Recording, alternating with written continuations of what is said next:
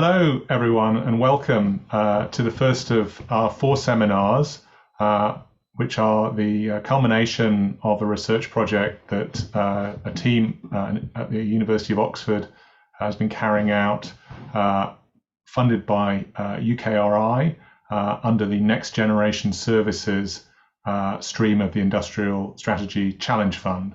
And our project has been about the application of AI in legal services in the UK, and we've explored a range of different questions involving digital transformation in legal services, which is the subject of today's webinar, progress and challenges in law tech, both in the organizational sphere and also in the technology itself, which is the subject of our webinar next week, governance and regulation for AI in law, which will be our third webinar on the 22nd of September, and the roles, education and training for tomorrow's legal teams, which will be our final webinar on Wednesday, the 29th of September. They're all at the same time, 2 to 4 p.m., and we hope that as many of you as possible who are here today will be able to join us for those following events. We're very grateful to UKRI for their funding for this project, and also to our project partners. And 2 representatives from 2 of our project partners are here today, Jane Stewart and Emma Walton from Slaughter and May, and Sophia Adams-Barty, who's now the head of strategy at Simmons Wavelength, but when we started the project was head of strategy at the Law Society for England and Wales, who have been another one of our project partners.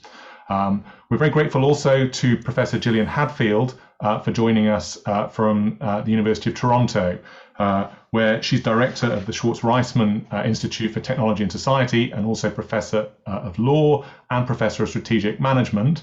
And Gillian has written an enormous amount of seminal work in the field of competition in legal services, the market for legal services, the market for law, technology in legal services, and latterly AI and law. And so Jane, Emma, Gillian and Sophia will all be giving comment as part of the panel discussion in reaction to 2 research presentations which members of the Oxford team will lead on. So I'm John Armour, I'm Professor of Law and Finance at Oxford, and I'm joined from the Oxford team by my colleagues, Professor Mary Sarko from the Said Business School, and Dr. Richard Parnham, also at the Said Business School. And we've been working together on the research that we're going to present today.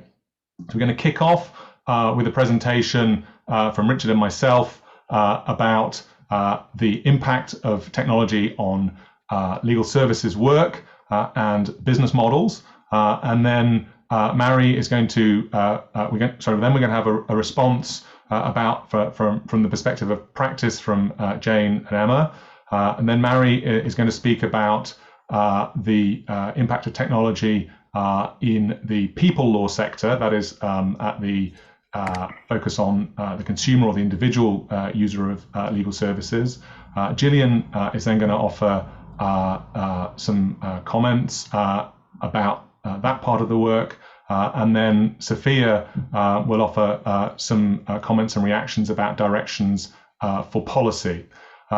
So as we go, there's an opportunity to enter questions, so please just react as we're talking. Put questions into the Q&A. Those questions are then there for the panelists to see. We can respond to them in real time by writing, and what we'll do is at the end we'll have a curated session where we pick out some questions and we'll respond orally. This webinar is being recorded, so if you aren't able to stay for all of it, you'll be able to pick it up on the project website, where we will also be putting copies of slides from all the presentations today. So thanks very much for joining us, and let's segue to the first of our presentations. So this presentation is about the impact of artificial intelligence on the work of lawyers and on the structure of legal services firms.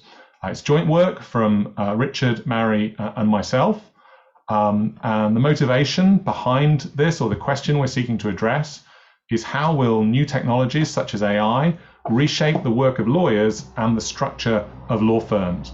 And obviously this has been a question that's generated an enormous amount of controversy over the years. A leading exponent of wide-scale transformation is Richard Susskind, who's been an advisor to our project. And an example of his perspective is a quote from a piece he wrote in 2018, where he said, "There's no obvious reason that many of today's professionals won't be displaced by increasingly capable systems and then fade from prominence, much as blacksmiths, tallow chandlers, mercers, and many trades became redundant in their day." So this perspective suggests the obsolescence of the human lawyer. In contrast, others have argued that the claims of technological transformation have been overblown. And a good example of this is a paper by Remus and Levy, published in 2017, where they pointed out that even where automation has made significant progress, its impact has been less than the headlines would have us believe. So what is the state of transformation, and what should we expect going forwards, and how will this affect the work of individual legal services professionals and of legal services firms? So what we're going to discuss firstly is the impact of AI on the work of lawyers, then the impact on law firms. We'll then present some quantitative results, and finally we will discuss the implications, or draw out the implications of these findings for the future for lawyers and law firms. In doing this work, we utilize two complementary empirical research methods. The first of these was qualitative research, where we conducted more than 50 semi-structured interviews with professionals involved in implementing or overseeing the implementation of AI in corporate and commercial legal services in the UK. So these gave us rich, open-ended insights into how participants see the technology changing their work, changing the organization, and the limits and opportunities for that. We then also conducted a quantitative component to the research, where we ran an anonymous survey of practicing solicitors in England and Wales. So this was sent to a random sample of solicitors across the profession, and we did it in partnership with the Law Society, who sent the survey out. And we got around 350 completed responses from solicitors across a wide range of different practice types and firm sizes. So let's begin then by considering the impact of AI on the work of lawyers.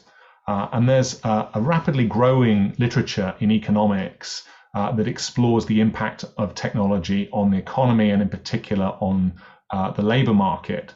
And this literature draws out three distinct ways in which technology impacts the work of humans.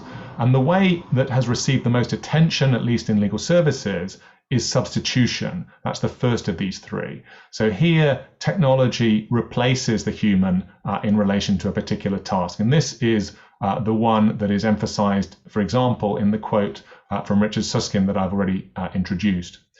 Less prominent, however, have been the other two dimensions of impact on the tasks that humans perform. So while some tasks technology substitutes for humans, it's not yet possible for technology to do everything that humans do in legal services. And indeed, that day seems to be a long way off. So for the tasks that technology can't yet do, the work of the humans who perform these tasks is complemented by technology doing the other tasks that it can do. So in legal services, work that involves interaction with clients is something that still only humans can do and will remain, it seems, human-centric for the foreseeable future. Similarly, one-off pieces of legal advice, bespoke legal advice, for which there isn't a precedent, and therefore it wouldn't be possible to train a machine learning algorithm, look set to remain human-centric in the near-term future. And so humans who are doing these tasks can take the output of technology and use that to enhance their productivity. So it can increase demand actually for humans performing these tasks and increase their productivity. The third way in which technology can impact humans is by creating new tasks. And here the idea is that the technology doesn't fall from the sky ready to be implemented, but needs a significant amount of work to design it, to train it, to set up the organization around it in order to implement it most effectively. This creates new tasks which in turn augment the productivity of the technology. These are new tasks for humans, and that is probably then another important dimension of change that we should consider. So we can put these three elements together in the following diagram. So in the middle, substitution. So in particular, repetitive or scalable text-based work. AI can substitute for humans in these sorts of tasks. Then augmenting the work of lawyers who are doing classical legal advisory work, one-off or bespoke advice, client interactions. The outputs from the AI become inputs to the work of lawyers who are performing these classical tasks. They are consumers of the technology. And then on this side, there are the new roles for lawyers who work in teams with other types of professional to implement the technology. And we characterize these as producers of the technological solutions. So just to give a sense about how AI is being used in legal services in England and Wales today, here's a snapshot from our survey in conjunction with the Law Society of a range of different use cases. And we see these include things like legal research, due diligence, e-disclosure, regulatory compliance, contract analytics, and on a more limited basis, fee earner utilization analytics and predictive analytics for litigation. Now, the number of our respondents, or the proportion of our respondents using AI for any individual use case is quite modest, but overall, nearly 50% of our respondents said that they used AI for one or more use case. So that suggests that AI uptake is becoming increasingly significant in legal services. These all reflect tasks for which AI is substituting for humans, where the technology is replacing humans in doing a particular task. The outputs from these tasks, however, then go to augment the productivity of human lawyers. So if we take due diligence, what's happening there, for example, is AI is trained to identify clauses that the lawyers running the due diligence exercise would like to find in the contracts that they're reviewing, and it then identifies them more quickly and more effectively than human lawyers would do. But having identified them, what to do with that, how significant the clauses that have been found are and what their impact will be on the transaction in question is a matter for the judgment of human lawyers. And so those human lawyers' decision-making and advice is augmented by the technology conducting that review exercise. Now, if we turn then to the implementation, here, our interviewees talked about something that sounded like a production line. So one respondent said that you need effectively a solution to manage the matters, keep track of all of them, and manage who's working on them, the delegation, the workflow. It's more like a production line kind of technology. So we represent that with this diagram of a pipeline for the delivery of legal services through technology such as AI. Now, this red box here, the generation of outputs, that stage of the process, is where the technology system is substituting for humans, where it is doing the analytics and doing work that previously would be done by humans. And the output from the system at this right-hand side of the pipeline, that then feeds into the work of classical legal advisors who are consumers of that output and use that to augment their work. So those are the two dimensions of change that I've already spoken about. However, there are a number of other stages in the process. So at the very beginning, we need to have a specification of the requirements for the technological system. We then need to design an AI model to deliver those requirements. We need to ingest data to train the model. We need to ensure the integrity of that data. We then need lawyers with relevant expertise to label the data in the correct way. The outputs are then generated. We then need the outputs to be reviewed to determine their accuracy, and there's a feedback from that stage. So review is a continuing process that can enhance the accuracy of the outputs. So a number of these stages, lawyers or people with legal expertise are involved in the process at the design phase, at the data ingestion phase, at the data labeling phase, the review of output. But they're not working alone as lawyers. They're working in conjunction with professionals with other disciplinary backgrounds. So, for example, data scientists, process mapping experts, and so forth. And there's also an important need for project management because this is an exercise that is conducted at scale and needs to be thought about almost with an engineering mindset to get the process set up, get it to operate as effectively as possible.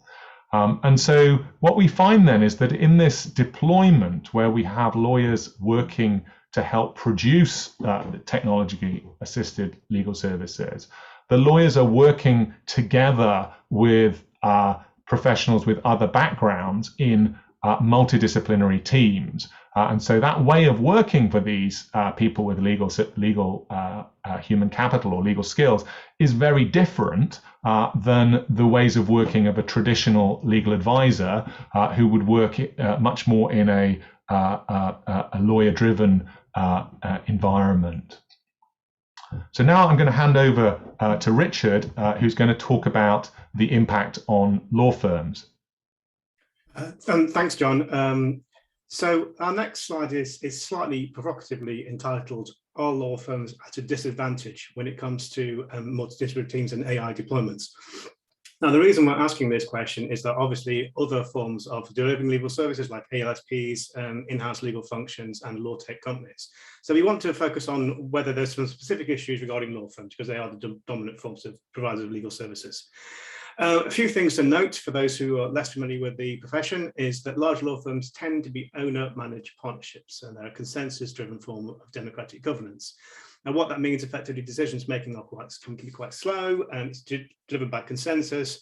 And when we refer to owner-managed partnerships, one of the most important things to note is that owner-managed partnerships typically means lawyer-only partnerships. The people who are in the senior positions, most senior positions, the owners, the shareholders, are all lawyers.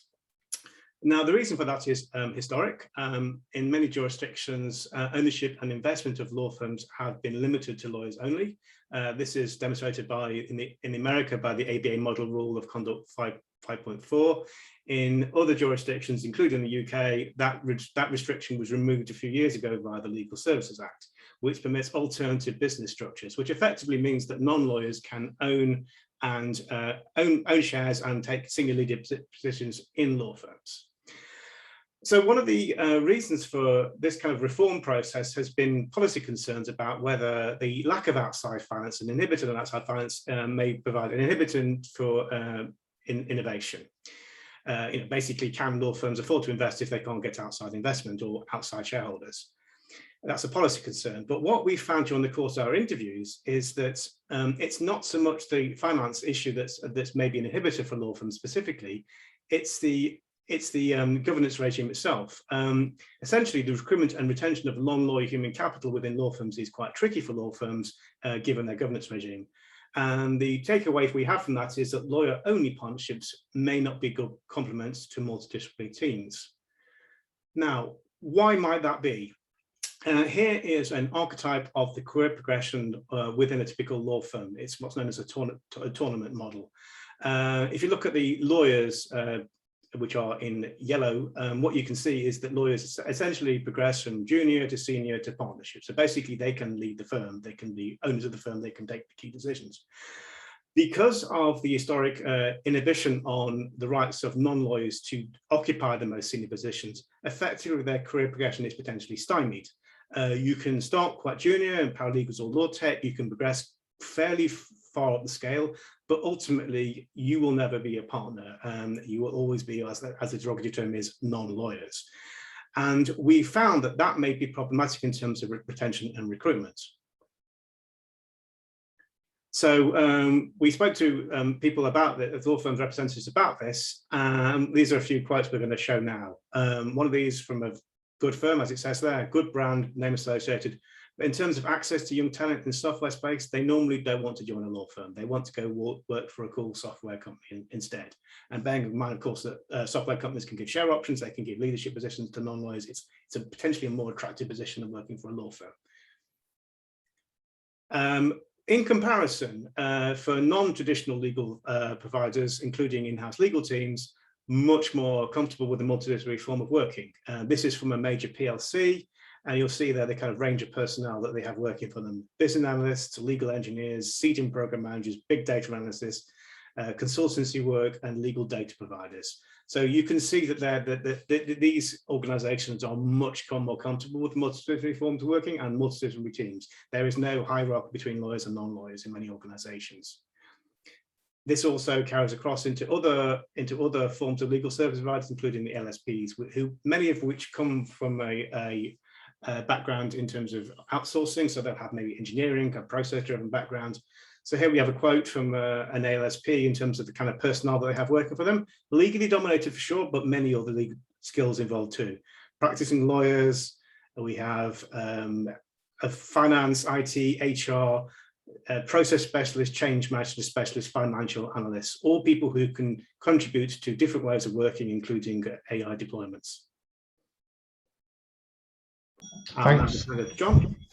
Thanks, Richard. I'm now going to pick up on the quantitative results from our survey. So far we've been talking about findings from our interview-based research, and these reflect the experience of the individuals and the organizations that we spoke to.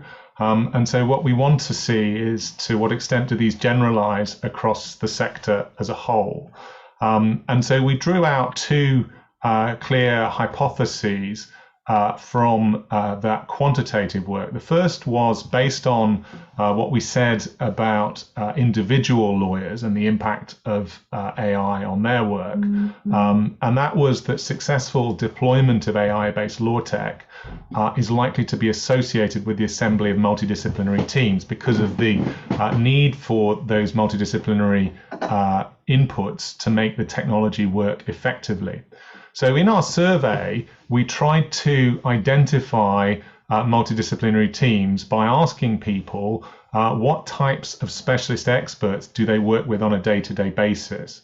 So all our respondents are solicitors, and then they tell us who they work with daily. And so one type of response is to say that they work with other lawyers or with paralegals. So these are people with legal skills.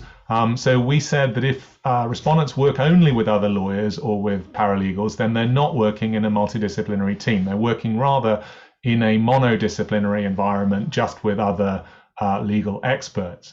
In contrast, where respondents said that they worked on a day-to-day basis with people who were legal project managers, process mapping experts, data analysts or data scientists, or legal IT innovation experts, we said that we could understand these people as working in a multidisciplinary team because they're working with people whose professional background is outside legal services relating to the deployment of technology.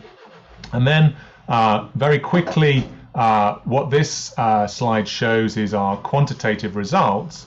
And what we found is that the use of AI-based law tech, so a respondent saying that they used any type of the different categories of AI-based law tech that we are asked about, is strongly and statistically significantly correlated with working in a multidisciplinary team in the way that we define. So there's a correlation. We can't say anything about what causes what, but what we do see in the data is that these are correlated with one another, and that is consistent with that first hypothesis. Our second hypothesis, based on the interviews with organizations, is that successful deployment of multidisciplinary teams is associated with a corporate rather than a partnership form. And that's because the partnership, as we saw in legal services, it tends to be only lawyers who are the partners, and that then creates a human resources block on recruitment and retention of non-legal human capital. Not to say that these multidisciplinary teams can't operate in law firms. We see plenty of examples of that. It's just that it might be organizationally more difficult to do so in that kind of an organizational structure than in a corporation. And so some of our respondents are working in-house, in-house legal teams, and others are working in law firm partnerships. And what we find here is that they're working with other disciplines, as defined in that question that I explained to you a moment ago, is negatively correlated with working in a law firm, and statistically significantly so. So consistent with our second hypothesis. So we find that there's some evidence that these hypotheses we developed on our interview data are captured in a broader survey of the profession as a whole, at least in England and Wales. So what are the implications of these findings then for lawyers and for law firms? So for individual lawyers, we might ask, how are their roles evolving? Well, we want to emphasize here the second and third dimension of change that we noted at the beginning. So classical legal advisory roles, so working on bespoke legal advice, interacting with clients, these legal advisory roles are likely to look very similar going forwards to how they've always looked, but they are going to be augmented by the application of technology in areas where substitution occurs. So that means that the quality of the work that lawyers in these roles do is likely to increase, because stuff that previously might have seemed repetitive and boring is going to be handled by technological systems, but the overall number of classical advisory roles may reduce alongside that. Having said that, the productivity of individuals in these roles will likely be augmented by the technology. At the same time, there will be new roles created in turn to augment the technical systems, to design them, set them up, train them, manage them, review them. And these roles will be multidisciplinary, as we've emphasized. This is going to require new training. There'll be new career paths. And in our subsequent seminars, we'll talk about how these multidisciplinary roles pan out in law tech firms next week. And in our fourth seminar, we'll talk about training and career trajectories. The point to note for now is that they may not actually be called lawyers. They may have other titles, and it may not even be necessary for them to qualify as lawyers in order to be able to carry out these roles. They will need legal expertise, but whether the type of expertise they will need is the same as what will be necessary in order to be a practicing lawyer is at present unclear. And that depends on the way in which multidisciplinarity evolves and the way in which the profession evolves. So looking at the ways in which multidisciplinarity might be facilitated, there are two distinct ways in which this could happen. One is to bring together teams of people with legal expertise and people who have other disciplinary expertise, data scientists, project managers, and so forth, and have them work together in a team. And that, it seems in our interview results, is the dominant way of doing things, at least in England and Wales at the moment, in implementing AI. What's needed here is for the members of the team to have a sufficient common vocabulary to be able to work together in a productive fashion. So they might have a particular professional background, but they need to be able to reach out and interact effectively with other members of the team.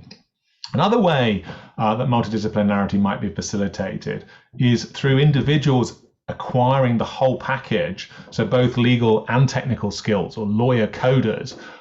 This is a longer route for individuals to be able to deliver multidisciplinarity, and is not one that we see being deployed on a large scale at the moment, although it could be in the future there will be growth of that. What determines the choice in pathway, what will determine which of these will be most likely? In part, it depends on professional control over jurisdictional boundaries. Will the legal profession try to include these new multidisciplinary roles as part of lawyering, or will they be outside the formal boundaries of the legal profession? Will the legal profession restrict itself to legal advisory work? If they come outside that professional boundary, then there may be other professional categories that might emerge to govern the acquisition of knowledge for people working in this space. It also depends on the governance of law firms, whether law firms try to change the way in which they're structured in order to be able to facilitate multidisciplinarity, or whether they decide to buy a lot of the legal technology from other organizations that are structured as corporates, startups or a lot more established corporates that can implement multidisciplinarity, and then the output of that process is purchased by a law firm.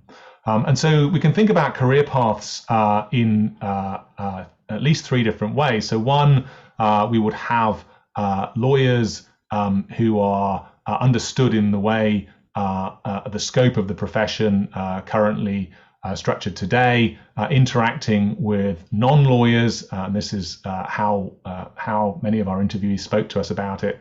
And these people come with other professional backgrounds.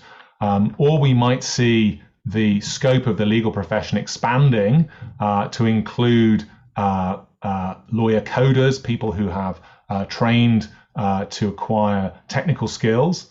Or we might see professional fragmentation. We might see lawyers doing advisory work, and then other professions emerging for legal engineers or legal operation experts. We see some prototypes of this already with organizations like Clock. So which of those directions for career paths in the profession at this point is still open? We also see new business models emerging for organizations. So the classic business model for legal services is what we characterize as legal advisory, the delivery of bespoke legal advice based on inputs of billable hours. We see new business models emerging to harness technology, a business model we call legal technology, which is involving the design of technology solutions and platforms, and a business model we call legal operations, which is about harnessing that technology to deliver process efficiency and project management. These business models complement the legal advisory business model, and we're seeing some organizations embracing more than one of these business models. We're seeing experimentation in the sector, but ultimately we conclude that legal operations and legal technology, because technology is at the heart of the delivery of value for these models, rely on multidisciplinary teams to produce AI-enabled legal services. And so the organizational structure is important. That is, a corporation is better, has a better fit for the implementation of multidisciplinary teams than does a traditional legal services partnership, which conversely might, we think, still remain a good fit for classical legal advisory work. So that then leads in to my final slide, which is about the implications for law firms and whether law firms will change their governance. And there's a policy or a strategic question here for law firms as to whether switching to a corporate or alternative business structure form would facilitate multidisciplinary teams to ease the implementation of AI. Notwithstanding the fact that since the implementation of the Legal Services Act, it's been possible for large law firms to change their organizational form. Most of them remain mono-professional partnerships. And so far, they haven't chosen to go down this route to ease AI implementation.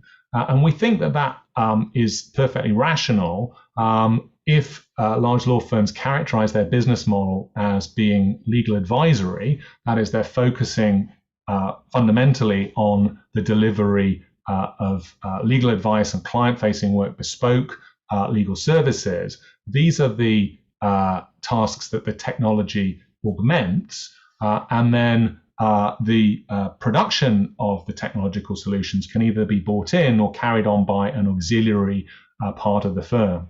And to switch to emphasize that production, to emphasize the multidisciplinary teams, might risk diluting the autonomy that the partnership form gives to the firm's key asset, that is the lawyers themselves. So we think then that firms whose business model is primarily advisory will likely remain partnerships and be consumers of AI-enabled legal services, whereas firms that want to produce AI-enabled legal services, whether as a legal operations or legal technology business model, will more likely become corporations. So just to give you a heads up of where you can find further information about these findings, there's a prior theory paper that Mary Sarko and I wrote about business models, and there's a longer paper on which this presentation is based, which can be downloaded from Social Science Research Network. Our survey report with the Law Society is available on the project website, and we are about to release a white paper that summarizes for the professional community and the policy community the findings of our project. If you would like a copy of that, please email the admin.ai at our research team. So I'm going to stop there, and I'm going to hand over to Jane and Emma, who are going to offer the perspective from legal practice on these issues. So Jane Stewart is the head of knowledge and innovation at Slaughter and May, and Emma Walton is a knowledge and innovation manager working in Jane's team. And they, in their team, have been implementing AI as part of the firm's innovation. And Slaughter and May, as I said, have been a project partner in this and other dimensions of our research. So I'm going to stop now and hand over to Jane and Emma. Thanks very much, John. It's a pleasure to be here today, and it's also been a huge privilege to have been involved, albeit in a minor way, in this important research project. As John mentioned, Emma and I are from the Knowledge and Innovation team at Slaughters. Our team's remit is very broad, and it encompasses the design and implementation of the firm's innovation strategy, including and encompassing law tech. And Emma, in particular, has a breadth and depth of experience in AI deployment at the firm. The way in which artificial intelligence is changing the work of lawyers and the business models of legal service providers is obviously a topic of huge practical relevance for us. And so Emma and I thought we might respond to the research findings and John and Richard's interesting presentation just now by speaking briefly about how we're experiencing some of these issues on the ground in practice. And when we get to the Q&A section at the end of the event, it'd be really interesting to hear from any other law firms who are represented here today, whether their experiences match ours. So first of all, I thought I'd comment briefly on the distinction between change happening at the level of the individual lawyer versus change at a firm level or organizational level. And just to note, importantly for us, there's a third level, and that's our client base and their experience of change. But leaving clients aside for these purposes, our experience to date has been that AI has had most impact at the level of the individual lawyer in terms of reducing friction in their working lives. And that's a really good result for us. That's an end in itself. And in fact, it's an explicit aim of our innovation strategy. But in terms of macro effects for the firm, although AI and law tech more generally are clearly factors in increased competition in the sector, AI has had more limited direct effects for us at the firm level. The most notable of these is probably in relation to the creation of new teams like mine to work with law tech, and I'll say a bit more about that in a moment. But AI hasn't impacted for us, at least to date, things like the number of lawyers we hire or the types of work we go after. So following on from that, one of the key findings of the research, as we've just heard from John and Richard, is that users of AI in law firms and in-house are likely to be working as part of a multidisciplinary team. And further, we heard the hypothesis that successful deployment of AI is actually predicated on the assembly of such a team.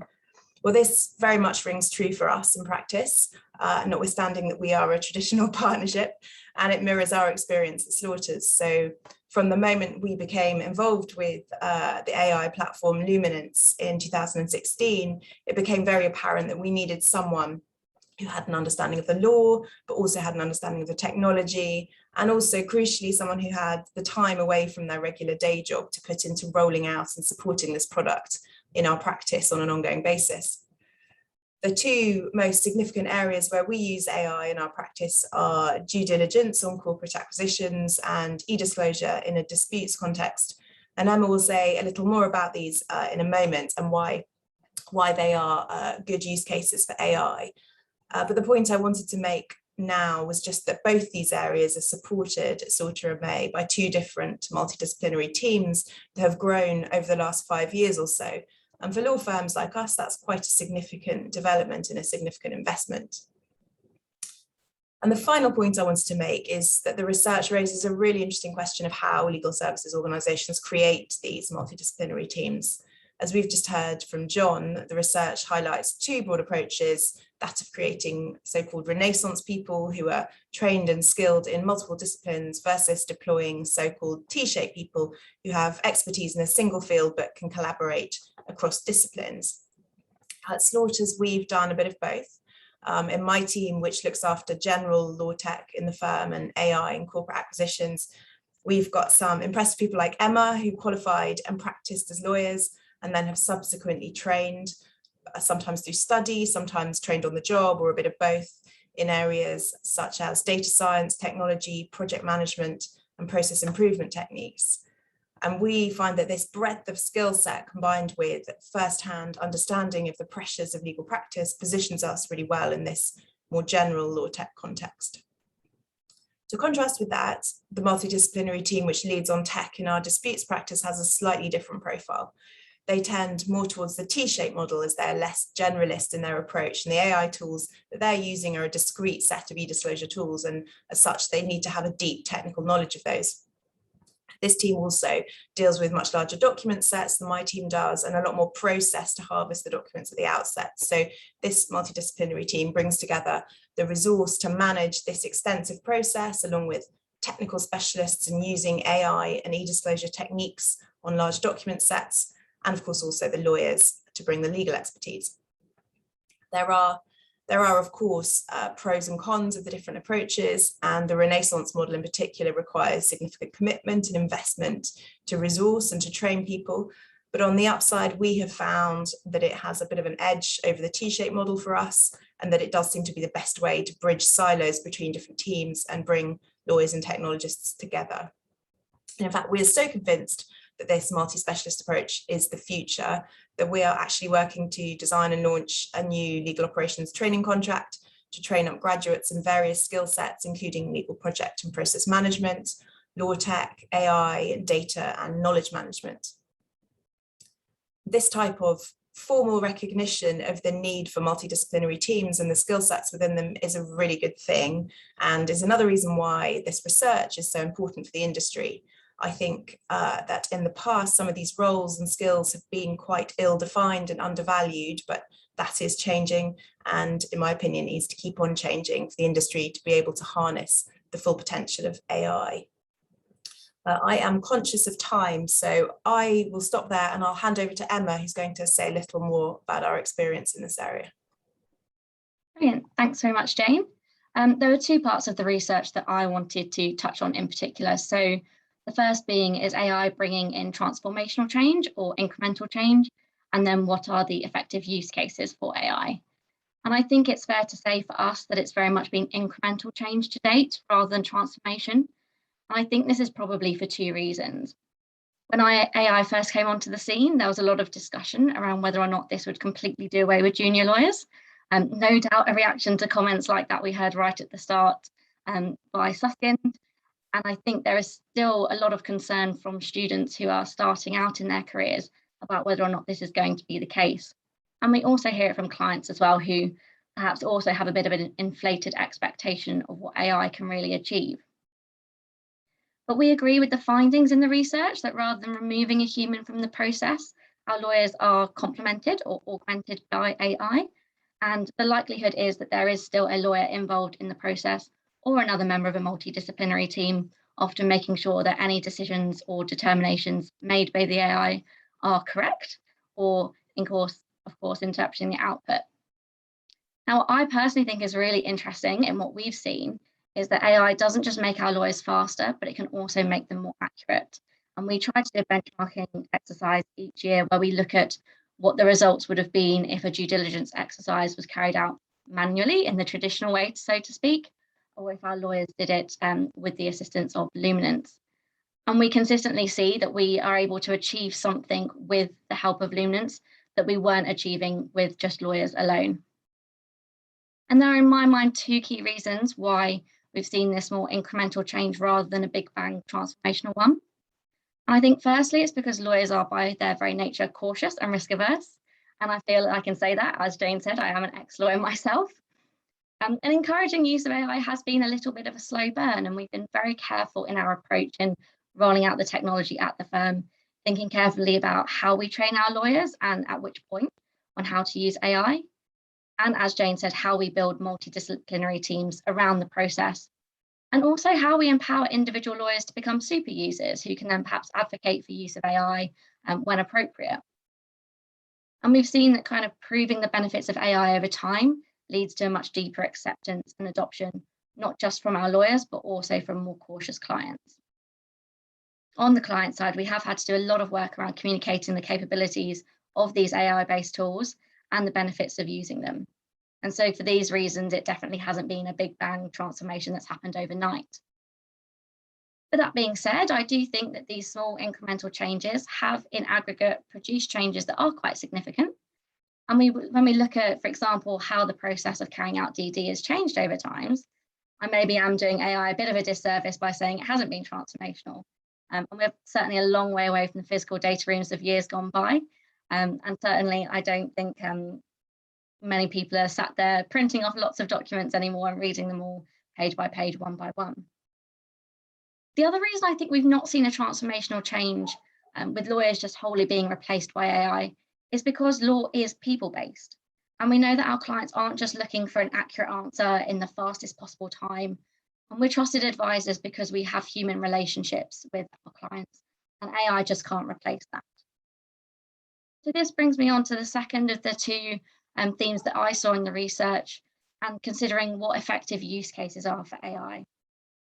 The examples that are almost always given are commercial contract review, due diligence in an M&A context, and e-discovery and litigation analytics. And the reason why these use cases are good examples of where I really can benefit legal teams is because they've got a couple of things in common. The first being that the data points being surfaced by the AI are relatively standardized across the industry. And so AI-powered legal tech tools are able to kind of come out of the box with these certain data points already able to be recognized. And there's no additional training or teaching that necessarily needs to happen within the law firm so that people are able to start going about using the AI tool to do the document review. And the speed with which a law firm can get up and running using AI-powered tools is incredibly important. These use cases also have a similarity in that there's a large number of documents involved or sizable data sets that are being reviewed. And this is good for two reasons, because the AI has enough data to actually process and help spot patterns. But also large-scale exercises like this are incredibly time-consuming if only done by a human. And so even when there is some level of human review factored into the new AI-powered process, it's still quicker than if the exercise was done entirely manually. And then the third thing that they have in common, and why I think they all make good use cases for AI, is that there's often enough repeat work to justify the setup costs, the time spent training the lawyers, and of course, developing multidisciplinary teams.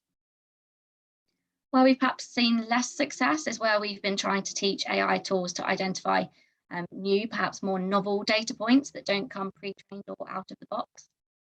And as the research pointed out, you do need really large data sets with many varied examples to be able to do this teaching. And how many examples you need is very much like asking how long is a piece of string. And it can be hard to predict how much time or resource you need to put into such a project. And it's impossible to know at the outset whether or not you have enough examples or in your data set to be able to actually be successful. The last point I will say is I do think that this issue could be mitigated somewhat if we as lawyers were better at creating industry standards for the structure or the language used in our documents. And the legal designer in me thinks that this would be good for our consumers as well, so that contracts are much easier to read in general by a human, not just by AI. AI is fantastic for reviewing things like ISDAs, and I think that's a fantastic example of where the structure and the wording used is more standardized, and that's again why it's such a good use case for AI. And so perhaps if projects like One NDA get off the ground and we see more examples of standardization across the industry, we will see more and more effective use cases for AI going forward. That's what I wanted to say. So Jane, I don't know if there's anything you'd like to wrap up, or whether we will take some questions or leave it till the end. I don't know, John, did you want to leave questions right to the end of the event? You're on mute, John, I think. We've only had one question so far, so just again to reiterate to participants, please feel free to put your questions out there. We'll have a formal Q&A session at the end, but if you have questions as you go, if things occur to you, please put them out there and we can pick them up at points in the presentations. But I think at this point what we'll do is we'll go to the next research presentation, which is from Professor Maris Sarkos, Professor of Management Studies in the SAIE Business School, and who's worked closely with Richard and me in this project. And Mary's going to talk now about the differences and similarities between the people law sector and the big law. So the last presentation was very much about corporate and commercial legal services, and Mary's going to now explore the extent to which the picture may be different with consumer legal services. Great, thank you, John. And so I'm going to talk about the potential for law tech to level the playing field in people law and big law. People law with a market segment where individuals and small firms are the clients, and big law where it's the big corporations and financial institutions who are the clients. And this presentation is very much based on a paper that we wrote earlier this year, John and I, but also it will be informed by a project that I've undertaken with Richard for the Solicitors and Regulations Authority on the use of technology and innovation. Both papers available through this link with the PowerPoints I think is going to get shared later on. So just to focus attention very much on the central question, which is about the adoption of new digital technologies, including AI, and whether or not that adoption leads to a leveling of the playing field between the two segments of the legal services market.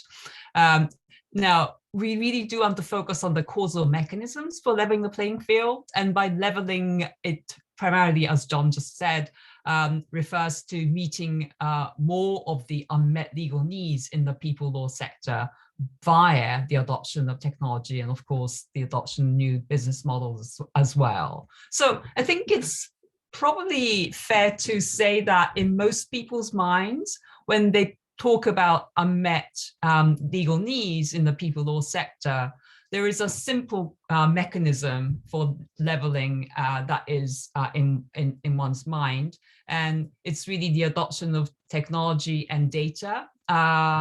which leads to meeting more of the unmet legal needs because you substitute lawyers, and that leads to lowering the cost of delivery of legal services.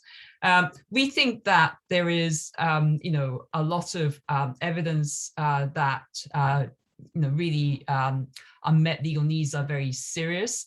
In the UK in particular, Legal Services Board has been conducting a regular set of surveys asking in particular individuals about the extent of unmet legal needs, and in many areas, including family, employment, rights of individuals, property, conveyancing, wills, trust and probate, injury, and so on, that, as you can see from the purple segment of this chart, the unmet legal needs are substantive. So evidence exists from an individual consumer's perspective. There's also an equivalent survey that's been done again by LSV that looks at small firms, and we see a similar picture.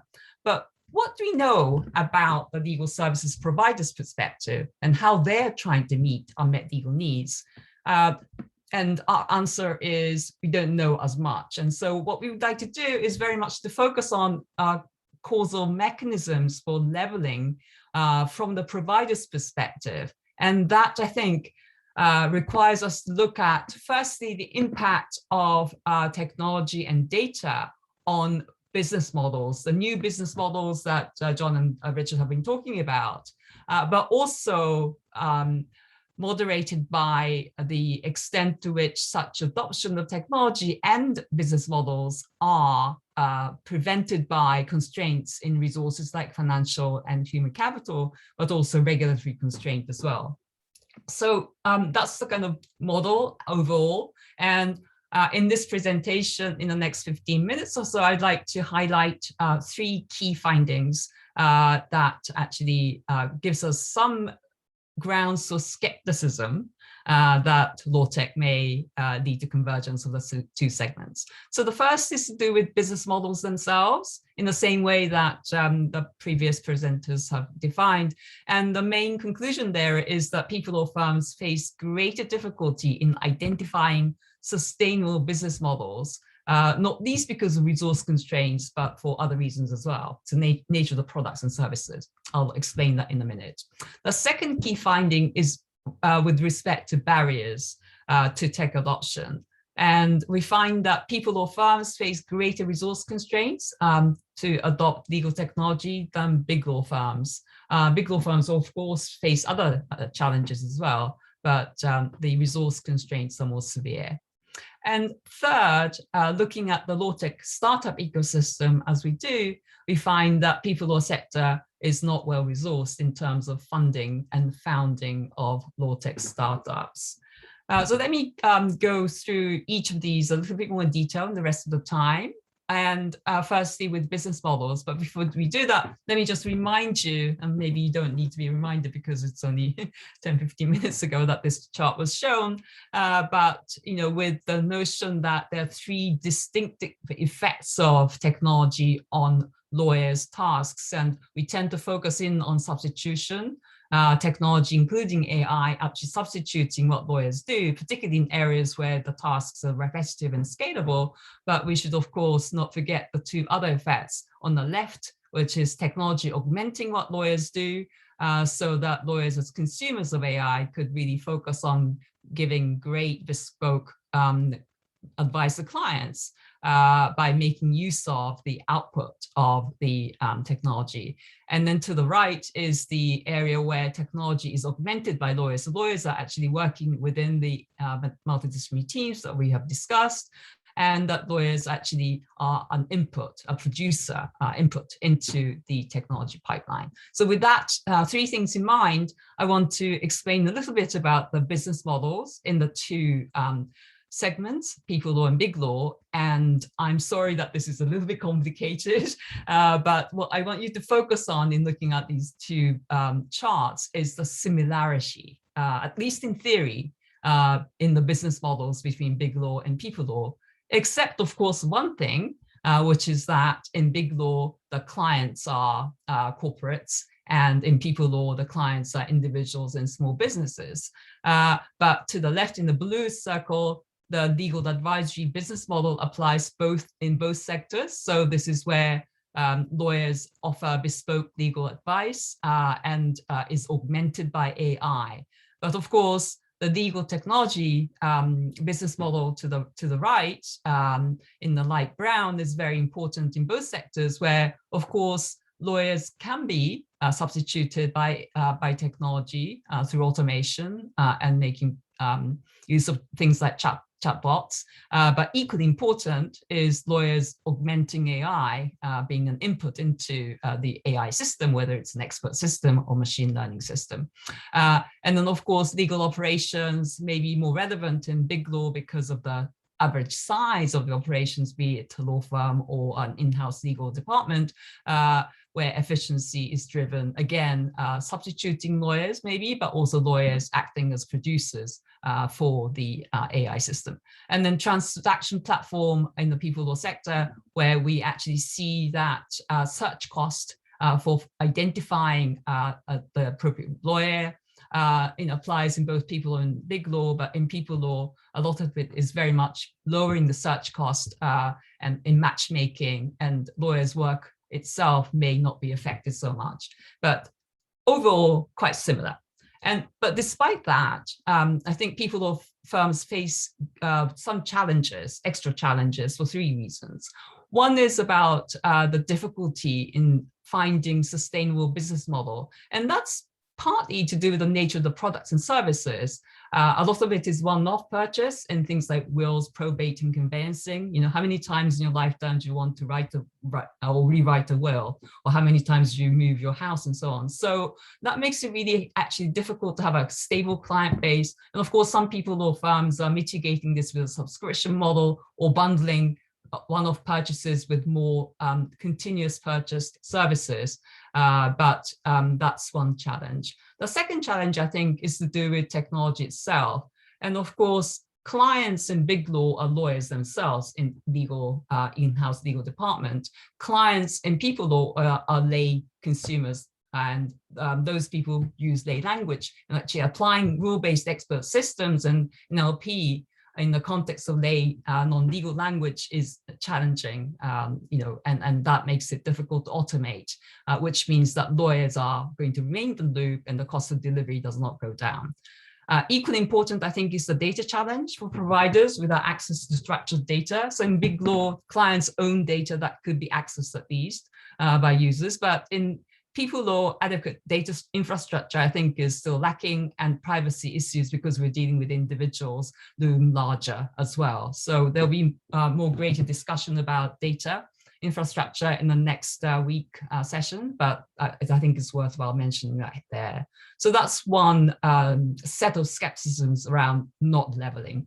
The second is resource constraints that I mentioned earlier, and this is to do with both financial and human resource constraints. So this is based on a survey that we did on behalf of the Solicitors and Regulation Authority back in April this year, and we had about 900 responses. And in this particular question, we asked about what are the top 3 barriers to tech adoption. And for the adopters, so those are respondents who actually are already adopting or planning to adopt tech, and non-adopters who have no intention of adopting. So the reasons are slightly different, but you can see that the top barrier is lack of financial capital to invest in legal technology. And the second is lack of staff expertise. In the case of non-adopters, it's lack of consumer appetite and so on. But what I'd like you to focus your attention on is the contrast between the column that says percentage of big law firms and the column that says percentage of people law firms. And we divided that into those respondents with individual clients as the main client base, and then the other where the main client base is small businesses. And in most cases, it's actually much higher barrier being faced, or greater proportion of the respondents saying that it's significant or very significant, particularly for individual client-based respondents compared with the big law. So you can see that compared with big law, people law firms actually face much greater resource constraint, not least because of the smaller size of the firms, but other issues involved there too. And then I want to now move on to the third and the last point I want to make before I sum up, and that is to do with the law tech ecosystem, startup ecosystem. Again, we'll say a bit more about this in a session next week, but here I want to focus on the law tech startups which serve people or clients. And to the left, in the UK, we found, based on data sources from Crunchbase and Legal Tech Hub, that only 3% of the total law tech funding flows into people or law tech startups. That is to say that 97%, virtually nearly all of the investment funds, and a lot of them are venture capital funding, goes to big law startups. And comparing the UK with the US is interesting. Because the total funding raised by law tech startups in the US is nearly $6 billion US. So that's about 7 times as high as the $853 million US in the UK, reflected also in the difference in the average funding per law tech venture of $28 million in the US as opposed to 9 million. But the main takeaway from this slide, again, is very much around the skewed nature of the funding that flows primarily into big law startups rather than people law startups. So let me summarize by just taking account of everything I've said and thinking about, the factors that appear to make us believe that leveling is happening or will happen, and then factors that give us a certain amount of skepticism. And so the first set, of course, if you think about technological opportunity and the adoption of new business models that would lower the cost of delivery and make systems a lot more efficient, why not having technology in both sectors? The potential is always there. So that's signs of optimism. But at the same time, as I noted earlier, technology and data constraints are much more severe in the people law sector, not least because of the technological limitations, maybe for now, but a serious one, and the issues around data availability and privacy issue, so that that would make us believe that unmet legal needs will not be met very easily. Resource constraints, I think I put there financial versus human, but I think that the people law firms continue to suffer both financial and human resource constraints, in the way that big law firms, of course, do have a constraint in the human area in relation to having the business model fit the multidisciplinary teams in the way that we've just heard in the earlier presentation. But there is also some issue around investment. I think on the one hand, external investment for startups are really skewed, as I said, in big law rather than people law. But the US scene gives us some notion of considering external funding sources that may lie outside the legal services sector. And therefore, it could be that US scene where there seems to be no difficulty in raising a lot more funding gives us some notion of where we should put our attention to. And then last and not least is the bottom right box, where we think that big law also benefits from complementary investments from corporate clients in the way that doesn't happen in people law. So the difference in investment levels between the two sectors are probably, the gap is bigger than what we've captured. So that's really it. And let me just summarize without taking too much time by saying that law tech, I think, has enormous potential for leveling the playing field. But for now, I think that kind of leveling, the notion of convergence, requires addressing different barriers in the two market segments. In the people law segment, it's very much about how to ease the constraints around technology, data, financial capital, and human capital. With big law, it's a different story about MDTs and matching that with business models. And I think I'm hoping that we might hear a bit more, particularly from Gillian Hadfield in the panel discussion around contrast with US and where we should really put our attention to, both in practice and policy, around easing the investment constraints if you wish to have more law tech startups in people law sector to improve access to justice. Thank you. Thanks so much, Mary. That was fantastic. And we'll now we're going to hand over to Gillian. As I said before, Gillian is the director of the Schwartz-Reisman Institute for Technology and Society at the University of Toronto. She's also professor of law and of strategic management.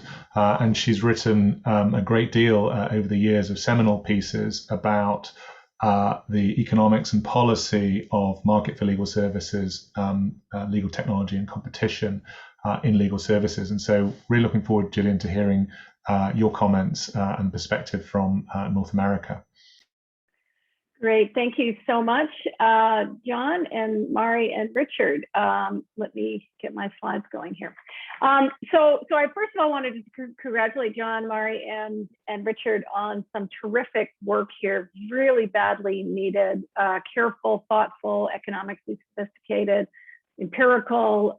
You know, this is an area that I've been thinking about for a long time, as John mentioned, and we've had a dearth of really careful study in the area. So I just think that it's terrific.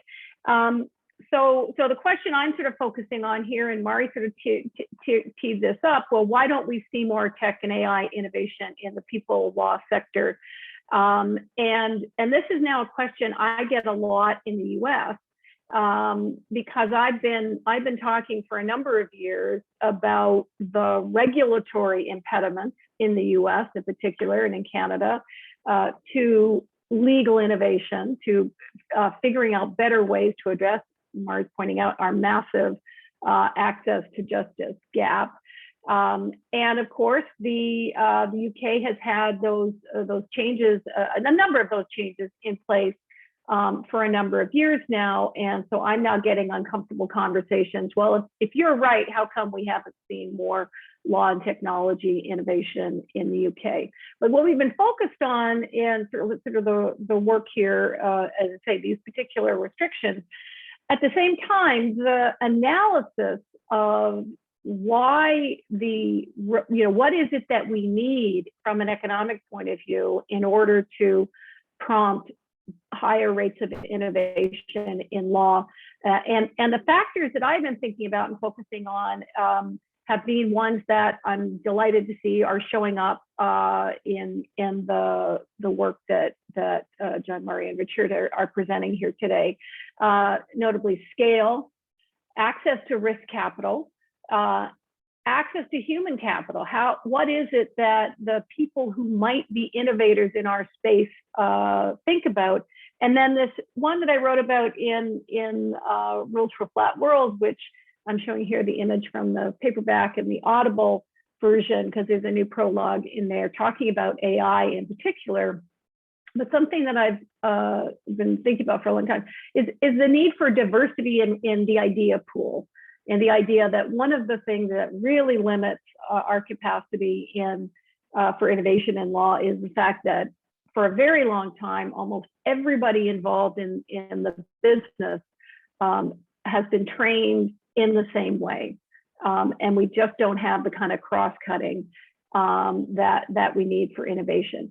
And I see this is what, a key things that are coming out from this work, specifically in particular, this focus on the multidisciplinary team, really interesting results in here about even when your regulatory constraint on multidisciplinary teams in law firms has been relaxed, unless you actually get a shift to that corporate structure that creates those incentives for the multidisciplinary team, you don't get the benefit of that. And I think that's a really, really important finding in this work. Then they've also focused on the notion of the sustainable business model that's partly going to, Mari's emphasized, to scale and what's repeatable in legal work if we're going to use AI. The resource constraints not necessarily coming from legal constraints.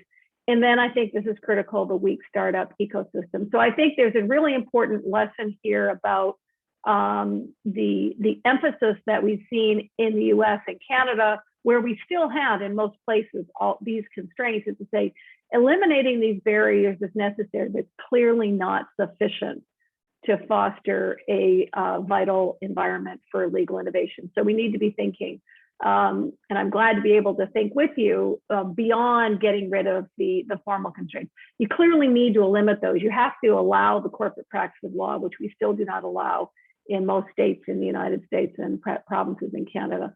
And we need to modify our unauthorized practice of law rules. So we're here to talk about how do we unlock the potential of AI in the legal sector, and in particular in this session right now about people law.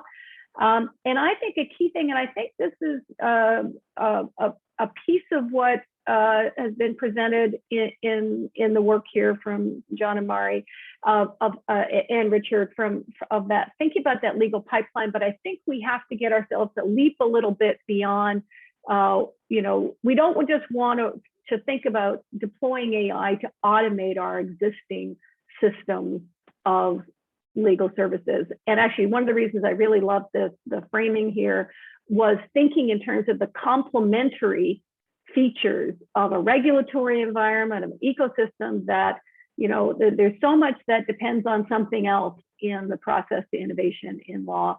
And I think, and part of what can explain the observation that we don't see as much innovation as you might expect is that lots of things have to change at the same time. We really need those complementary changes. And that's why I think partly thinking about that AI pipeline, and I really like the way that I think John laid it out with, at that starting point, thinking about what is it that we actually define as our thing we want to potentially use AI to substitute for. So although it's really important to focus on legal needs, which is the framework that we've used in the access to justice environment, because there are, as Mari emphasizes, tremendous legal needs. Those have often been defined, however, in terms of contentious, let's say, erupted problems.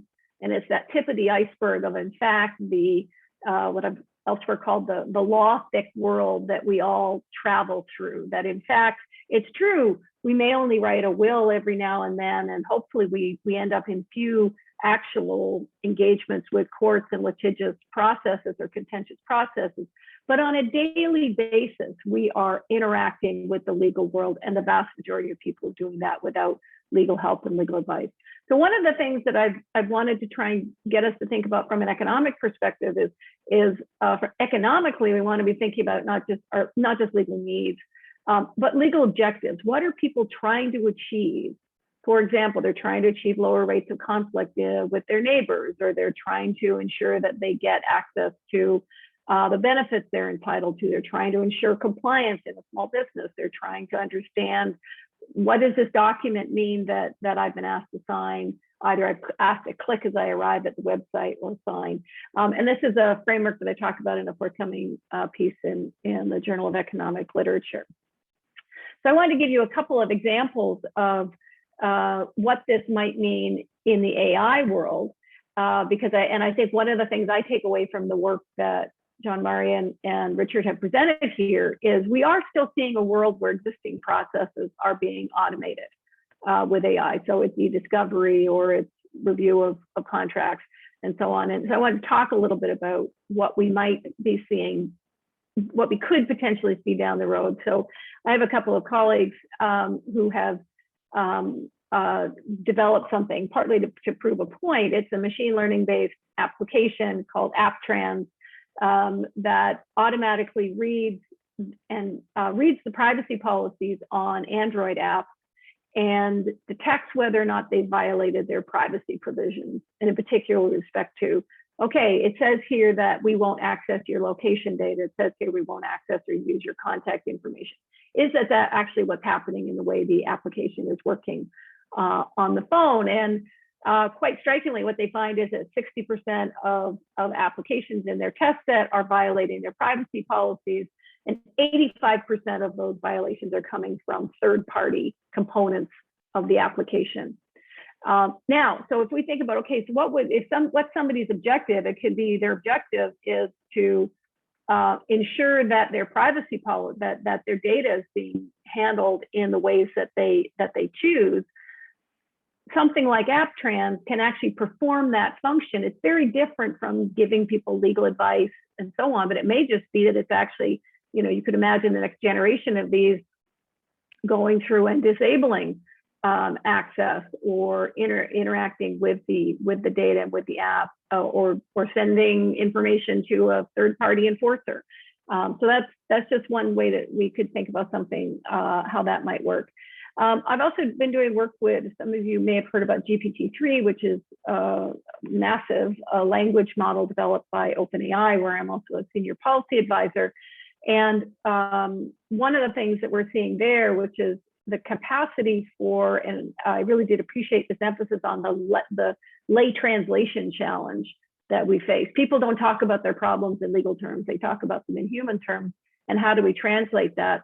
And one of the things we're seeing with GPT-3 is the capacity to take, for example, a piece of legal language like your NDA or your covenant, your employment agreement, and with no additional legal training on the system, translate that into ordinary English for people. There's a question and answer operation, and I have a grad student right now who's working on this, looking at, you know, what can it do, what can't it do, can it read the the terms of use on your website, for example, and there's still lots and lots of work to be done, but I would expect the rate of progress in this domain is just phenomenal. And I would expect within a year, we're going to see dramatically different results with those kinds of instruments. And I've put the see Google search here. Actually, so I just there's people have been tweeting, and I've seen some of this work as well, and I've played around with it. About the capacity to use that GPT-3 for legal translation. I wrote the see Google search example in there. It's something I talk about in the book. Say, you know, what we have to remember is that when Sergey Brin and Larry Page developed Google, the PageRank algorithm, prior to that, everybody thought the way we were going to solve the problem of finding stuff on the internet was using the means we'd done before, which was classification, largely through library science techniques. And they came along with a totally different way of saying, how can we accomplish people's objective of finding interesting and appropriate information that doesn't go through a classification scheme? And that's, I think we have to be thinking about that. I think that's the real challenge of innovation in the legal domain. And I think it's quite urgent, as Mari's emphasized, in the people law area where we see such massive need. The real challenge is how are we going to change the way we think about what we're doing in law. So just taking the conclusions from this research, what will it take? And they've emphasized this in the presentation today.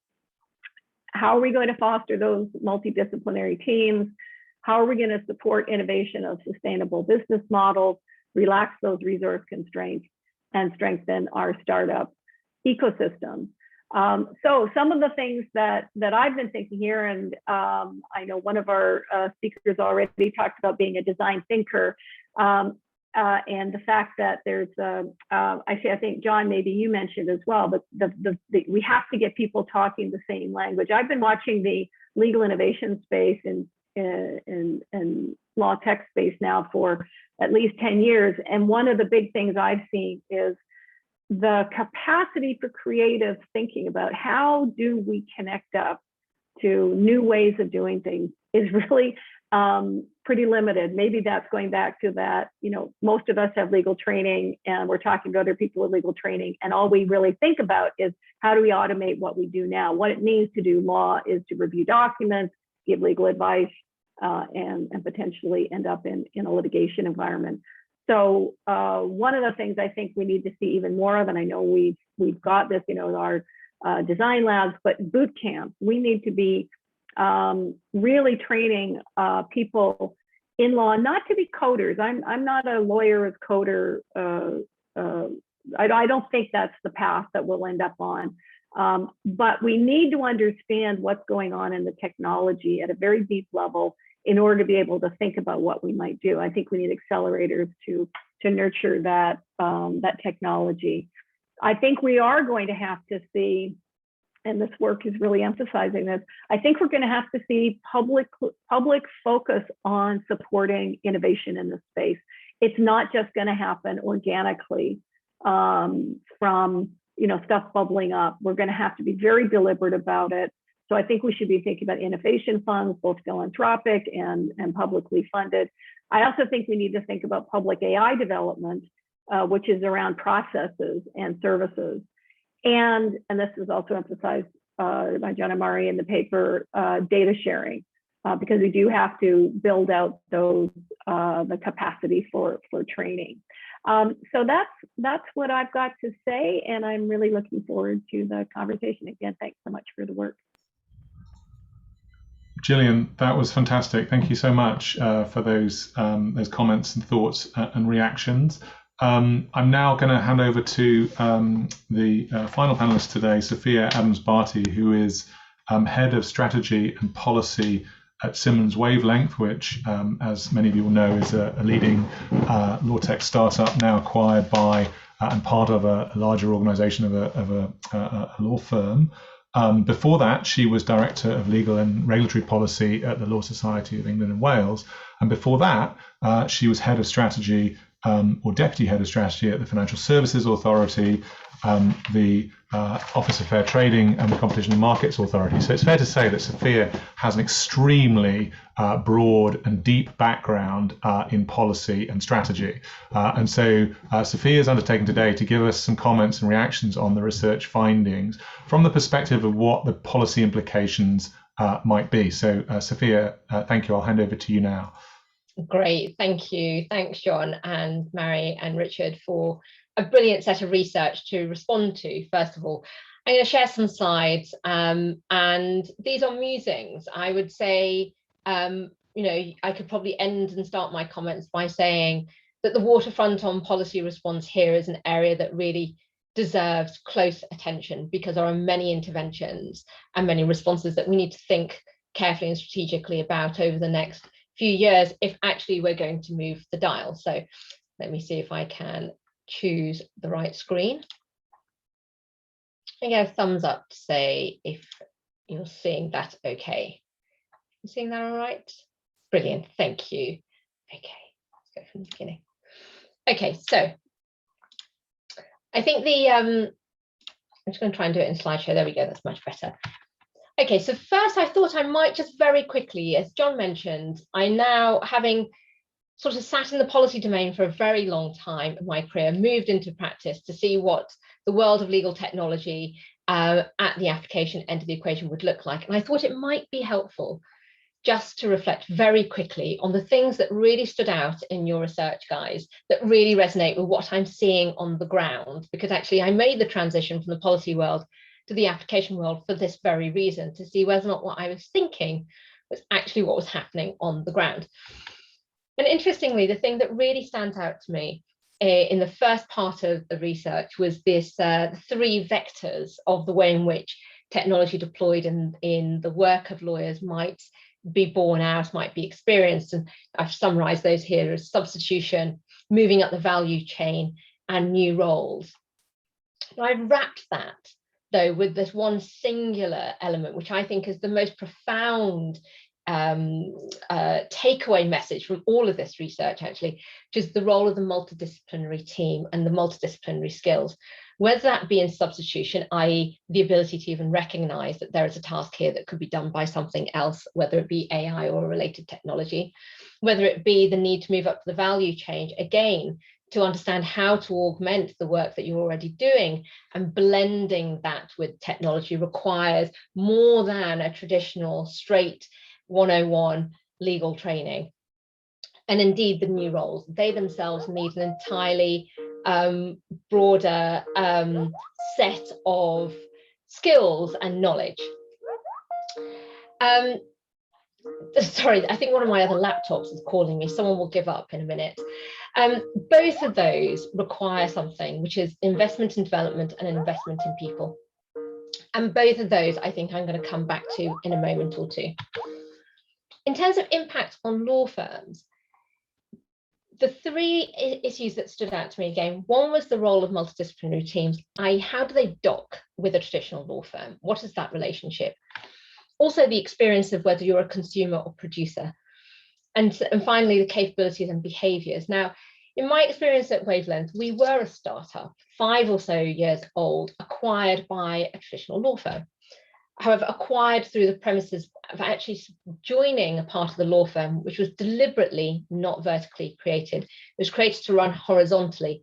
That's an interesting model, and it'll be very interesting to see how many other law firms are doing the same sort of thing, and over a period of time in a longitudinal way, seeing whether or not their success in trying to drive a horizontal way of management whilst retaining a vertical practice structure succeeds.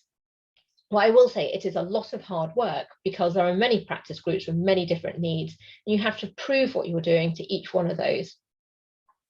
I see a lot of the consumer producer dichotomy, and increasingly the consumer element, i.e. consuming technology rather than creating it, tends to be the area where many of our peers are landing. And that's probably because of many of the reasons that were mentioned in the research and the presentation that John and Richard, you gave earlier. But I also think it's something about the ability to move quickly and with agility. In a larger organization, in an organization which is embedded in a certain set of skills, the ability to pivot quickly on an idea actually is quite difficult, whereas within a small, dedicated production company of technology, actually that is something that can happen with greater ease. And I'm going to come on to capabilities and behaviors, because actually, interestingly, they are at the heart of the success that we're trying to endeavour to achieve within Simmons Wavelength, and I think is really borne out in the research findings. So in summary, there's a lot in this research that really feels exactly how I experience the world on the ground. So what are the policy implications? I'm just going to pick out a few because there's just too many here to cover in 10 minutes. So I'm just going to pick out a few to give a flavour. I want to pick out this first one, which is the augmented law perspective. So here I'm thinking about the idea, those 3 vectors about whether or not you're substituting legal skills and replacing those with technology, moving people up the value chain and so on.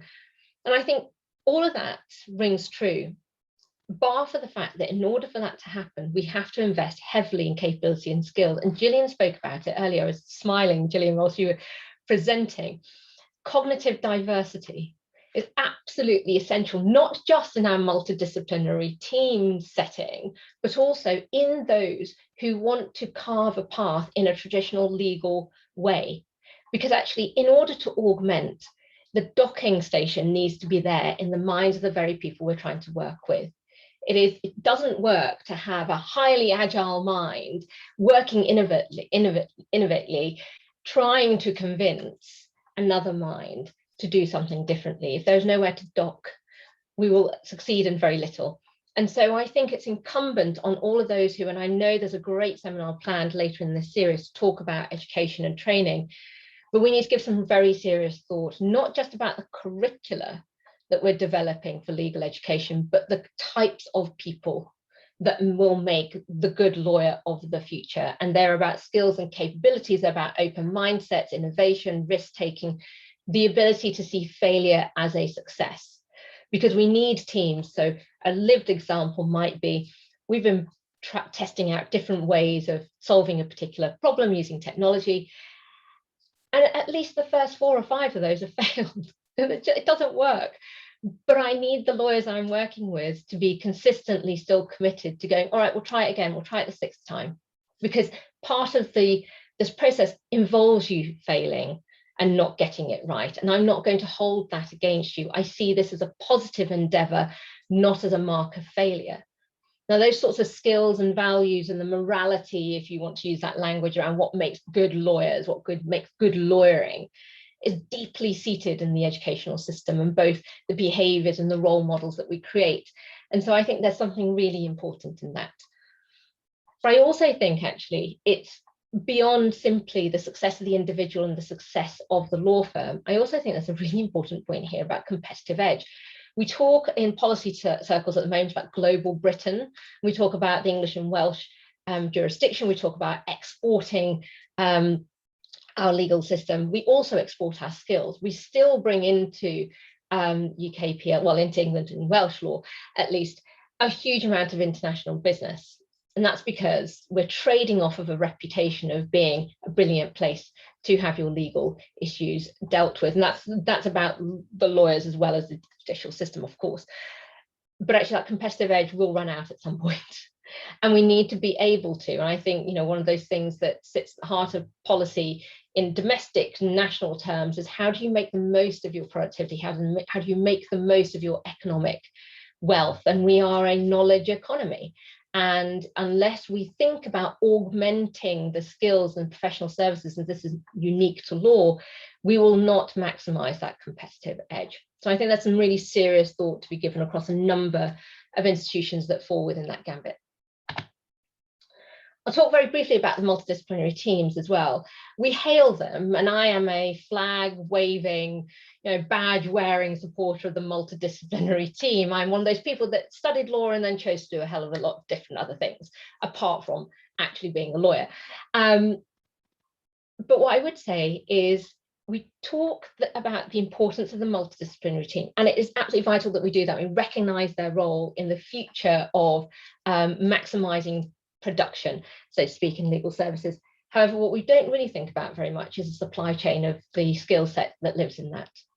And that can be gained from just generic skills of data science. For instance, we have data scientists in Wavelength, but actually they're hugely scarce still. And we, in broader AI circles, we talk about the AI race and, whether or not one nation will outstrip most of the rest of the globe. But even in domestic terms, vying for a data scientist to come and work in a law firm versus going working for some cool West Coast tech startup or something becomes quite difficult. But actually, most importantly than that, one of the things that we've learned on the ground is that those raw skills of data science or design thinking, they still need contextualization. They still need an essence of understanding what the law is. In the same way, when I was at the Law Society of England and Wales, I would spend a bit of time working with various departments of folk who are maybe postdoctoral researchers in AI, talking to them about things like the rule of law. Because if you're going to develop applications in a legal system, you need to understand the context in which you're operating, both from a jurisprudential perspective and the philosophy of law type area, but also in order for you to really meet the needs of your consumer. And I think there is a specialism emerging here for those who are that blended skill of technologically enabled or data-driven capabilities that understand law in the same way as we have legal ops as an emerging sort of specialism. There's something very bespoke, I think, here. And we're not really curating that in any mass scale. So if we think there is huge untapped potential, the pipeline for talent going into those multidisciplinary teams that are going to either sit there as producers and sell in, or sit there within a law firm and create, that supply chain isn't necessarily there, and I think will become a bottleneck. Very quickly, I've talked about incumbents and new cohorts. There are many people that work in legal services who do not display some of the traits that I think might be necessary for us to maximize the potential that sits within some of the research that we've just spoken about. And we need to rethink about how we bring those people with us. But I also think at the heart of that is something about the value of non-legal professions within legal services. And interestingly, I can't remember what page it was on. I was going to make a note because I wanted people to go and look at it. But in the main paper, there was a section there that spoke about the fact that for some law firms, it was regarded as actually less attractive for them to employ non-legal skills, because it might imply to their legal knowledge skill base that they are no longer as valuable, and therefore they as a firm will be less attractive. And I thought about that long and hard, and I thought that's probably true. I can see that working out. But how do we solve that? Because actually that is both, in some ways you could call that born out of nothing other than insecurity. Actually, it's born out of the wrong form of, or an old traditional style of, role modeling. And what we need to be looking at here is finding other ways to demonstrate the value. In the same way as we talk about certain partners being rainmakers, there will be rainmakers in the legal technology field, either producing and selling in or producing from within, who are as important to the future of the law firm. And in that new cohort that comes through law, that when they look forward and they think, I want to be like, we need to be able to display the same sort of role models for them. And I think there is a role here for those that sit outside of individual law firms, those who look to the sector as a whole, to give greater role modeling opportunities to those that are valuable to the progress of the profession more broadly. I think there's some really significant policy implications from a law firm management perspective. I might say policy and strategy implications here. I do desperately see the consumer producer dichotomy playing out a little bit here. Although I would say that I think if we fast forward 10 or 15 years, I might see the future law firm, particularly those that are in the producer category, who see themselves moving to that space, as actually stripping away or lurching ahead in the race from their competitors. And it's because actually, in the paper, you talk very neatly about the economic value that sits within a law firm at the moment. When I'm thinking about my own experience, we're currently creating technology assets, things that actually on a balance sheet are value. And increasingly, as firms invest in that kind of asset, then the idea of moving away from the partnership, because actually your only asset is talent, no longer really holds true in the longer term. And I think if I were able to talk to law firm boards and management teams, I would ask them to think in that third wave, the sort of not the 3-year, not the 5-year, but the 10 to 15-year time horizon, and to think very strategically about what the competitive advantage really looks like. I also think there's something very important here about looking at law firms from the perspective of the consumer, i.e. the GC in this instance of corporate law, who might come to you transactionally for a vertical piece of help and advice, but actually what they're looking for is a horizontal. And I think the ability to deliver using tools like AI and others are a measure of a horizontal capability. And I think the more firms can do that, the more importantly, they'll be able to meet those objectives. I'm conscious of time, so I'm going to rattle very quickly through the next two. I think this bucket here around technology capabilities, we've talked about it a little bit already in different respects, but I think there's some really structural impediments at the moment at maximizing. And I think these are for the policy domain, and the reason being because they won't be solved at individual firm level. And these are things like not having agreed data models. And this plays really well into, Mary, some of the issues you found in the people law space. If there was an agreed data model for what you need for conveyancing, for instance, actually that makes it a lot easier. Now, actually, there is an agreed data model. There is a conveyancing form. I know this because the Law Society wrote it about 33 years ago and probably still holds the license from what I can remember.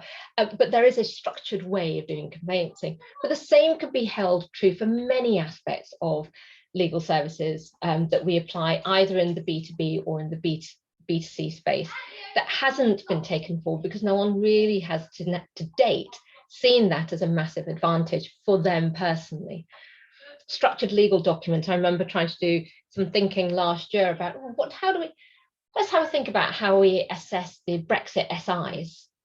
It's a massive body of work. And no individual law firm, no individual law tech startup has the capacity to solve that sort of a challenge. But actually, if we structurally thought about the legal pipeline in the ways in which we construct the rules of engagement in society, and thought about the fact that actually we live in a data-driven world, we will increasingly only optimize potential if we understand how to access that information. If we saw things through those lenses and started putting in the infrastructure now, we might gain in the long term. And that, I think, leads me to the last point on this, which is there is a huge amount of things that machine learning and AI can't do yet. And it is probably the domain of the policy specialists to think about how we incentivize, where do we invest, how do we, as Gillian, you spoke about earlier, where do we pool resources in order to make what in pure logic terms is absolutely sensible and the right thing to do, but in financial terms makes no sense for any individual company or institution to do on its own. How do you make that viable? And sorry, I went the wrong way. And finally, I want to touch on an aspect of the professional recognition and how these specialisms might morph and emerge. And I sense that actually, in terms of policy, somewhat the die has potentially already been cast, in the sense that we're seeing the identification, self-identification of certain types of skills, so legal operations or legal engineering. And that plays two ways. It plays two ways in the sense that it gives the lawyers a comfort that they are still in their own domain, but also gives professional recognition to those who are highly skilled in these other disciplines.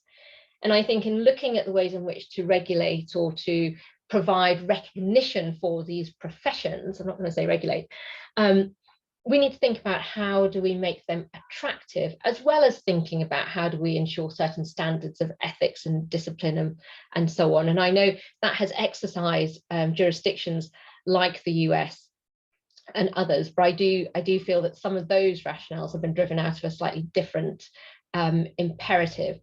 But I do believe that we've got some very important new specialisms, and we ought to recognize them as such so as to attract the best talent and to give them the value that they deserve.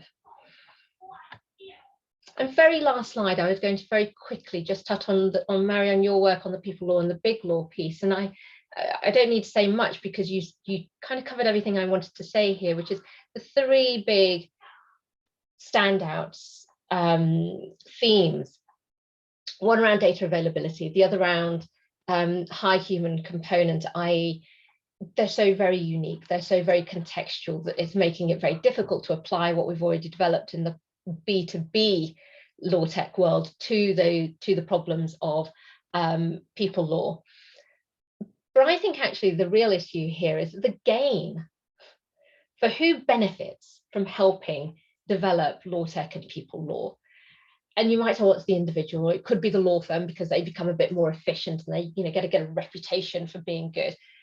Actually, as a consummate policymaker, I'd say it's none of those, both of those, but actually more importantly, it's society that gains. It's a public good. It's a public good if people are able to enforce their rights. It's a public good if someone is able to take a dispute and deal with it quickly. It's a public good if people are engaged in civil society in a way that doesn't make them feel disenfranchised or disempowered. And for that very reason, these are very long-term, it's a long-term problem, has been eating away at the heart of people's connection with society for decades. The asymmetries of power being so very significant. And so I feel that actually for us to solve the people law bit of the equation, or in other terms, we might describe it as the access to justice problem, I think technology might be part of our solution, but we first ought to reach to a much deeper set of policy changes to rebalance the way in which then people reach to their legal tools. And they may not even be legal tools. They might just be contextualized in the fact that they have a legal problem once they're there. But actually the problem as it currently stands, and in economics terms, I don't think, unfortunately, the technology field is the way in which we solve the current issues that we see in people law. And I will end it there. Sophia, thanks so much for those very rich and thoughtful comments and insights from both practice and policy perspective. So now we've got a few minutes remaining in the session for Q&A, and we've got a number of good questions that have come up from participants. And what I want to do, first of all, is just identify a couple of these that actually, we've opened the conversation today, but these are going to be drilled down on in future sessions. And that's because one thing that's come out, I think, of all the talks today is the clustered nature of the issues, how there are many issues that interact with each other and complement each other in relation to the implementation of AI in legal services. So we've talked today about business models, about organizations, about the way that work is changing, but we've also flagged the ecosystem and the technology. And those are questions that we will look at in next week's talk on the 15th of September. We'll look at the technology, we'll look at ecosystem issues.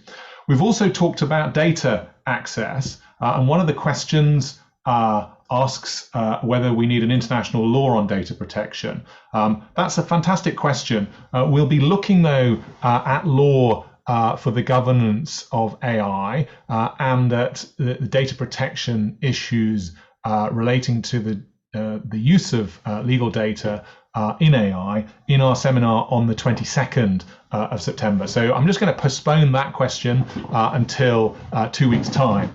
And then there's a question that David Cowan asks whether legal technology or needs should or needs to be part of the undergraduate law degree, or should it be left to the professional training stage? And this resonates with what Gillian said about the importance of skills and generating those skills, and how should we go about doing that. This is something that our fourth webinar is all about. So we'll be talking there about our research about demand for skills in the legal sector, and also our own experimental work with designing and delivering a multidisciplinary training program, both for students and for professionals, about law and computer science. Having said that, with the training part, there are two different ways of thinking about this for universities. So in some places, or most places, the university component of legal education is mandatory. That is, you have to do a qualifying law degree, you have to do a certain number of hours of or units of accredited law school training. That's been uncoupled in the UK with the advent of the solicitor's qualifying exam, the SQE. And so a qualifying law degree is no longer necessary.